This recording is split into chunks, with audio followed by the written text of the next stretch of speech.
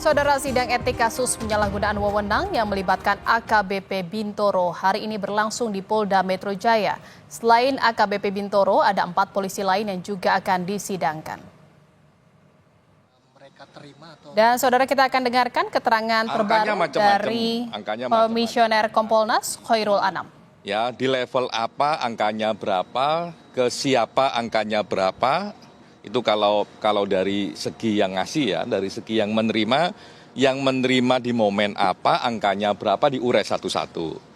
Ya, karena ini prasangka itu adalah konstruksi besarnya, jadi peristiwa besarnya, terus di situ ada terduga prasangka yang saya lihat tadi AKBP B misalnya, ya tidak hanya ngomong soal AKBP B, tapi juga ngomong soal angka-angka yang lain.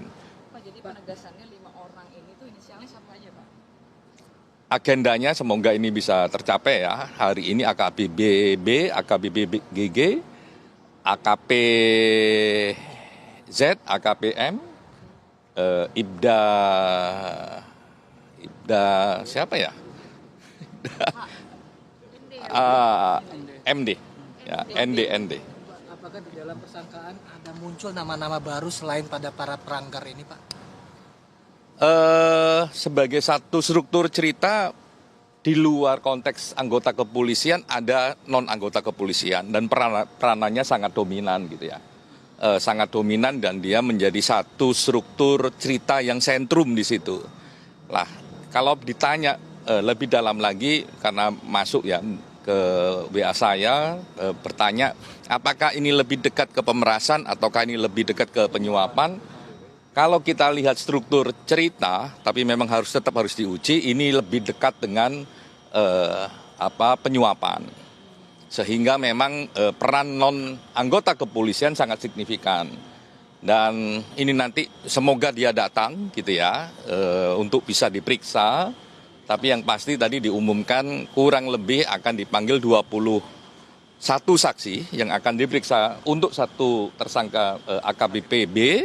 Ya, semoga siapapun yang dipanggil akan datang. Kalau nggak datang, kemungkinan besar juga akan menggunakan apa yang sudah tertulis, gitu. Karena memang jangan sampai struktur cerita ini patah gara-gara nggak ada informasi apapun. Kalau nggak datang ya tertulis, gitu. Dan itu sudah dilakukan. Nilai yang bermacam-macam tadi, Bapak, nilai pemerasan yang bermacam-macam itu Bukan berapa pemerasan. kisarannya, Pak? Kalau ditanya lebih dekat kepada penyuapan. Berapa nilainya, Pak? Kalau secara total agak susah ya, karena kan itu terkait barang dijual angkanya jadi berapa, didistribusi ke siapa jadinya berapa dan sebagainya begitu, sehingga kami belum bisa ngurai. Mungkin nanti setelah itu diuji semua oleh saksi apakah dibantah ataukah tidak, oleh tersangka terduga itu juga dibantah ataukah tidak, nanti akan ketemu angka yang solid. Kalau sekarang jangan. Tapi dari pengakuan AKBP sendiri di sidang etik itu dia menerima berapa, Cak? Gimana? Dari pengakuan AKBP sendiri di Kan sidang belum. etik itu berapa? Ya, Kan belum. gitu, Cak. Ini kan masih persangkaan. Kalau persangkaan kan belum diuji. Ada baiknya kita menunggu pengujiannya. Tapi begini, penguraian soal uang tidak hanya soal jumlah, tapi uang itu dari mana dan kemana, itu yang penting. Yang kedua, sumber uang itu apakah dari barang ataukah uang dalam bentuk uang betulan, misalnya begitu. Yang ketiga, apakah itu diterima secara cash ataukah transfer, itu diuraikan dengan sangat baik. Menurut kami, dengan uraian model kayak begitu, ya kita bisa berharap banyak putusan ini membuat terangnya peristiwa. Karena diurai. Jadi, apakah uang, misalnya ngomong uang ini uang langsung ataukah uang ini dari barang, misalnya begitu. Apakah ini uang diterima secara langsung, cash, ataukah dari transfer, itu diurai semua tadi. Jadi kalau ditanya jumlahnya berapa agak detail, agak rumit. Dan ada baiknya memang kita tunggu nanti ketika sudah diuji. Itu yang paling penting karena menghormati orang juga melakukan pembelaan. Di dalam persangkaan itu ada berapa LP sebenarnya yang diduga ada penyuapan di situ? Ada 3 LP kah benar ada terkait dengan senjata api? Kasus ini berangkat dari kasus pokok, ya kan, terjadi pada 24 tahun 2024 kemarin, awal-awal kan begitu kasusnya ini. Awal ada LP-nya ya 2 LP, dan itulah yang berproses macam-macam sampai saat ini akhirnya memunculkanlah dinamika sampai sidang etik itu 2 LP sejak di awal. Itu yang diceritakan cukup detail tadi. Gitu. Dan menurut saya kita dukung tren kerja yang yang detail, yang bisa mengurai detail, ya kita apresiasi ini. Karena tantangan paling penting adalah bagaimana kita membuat sebuah peristiwa itu transparan dan akuntabel.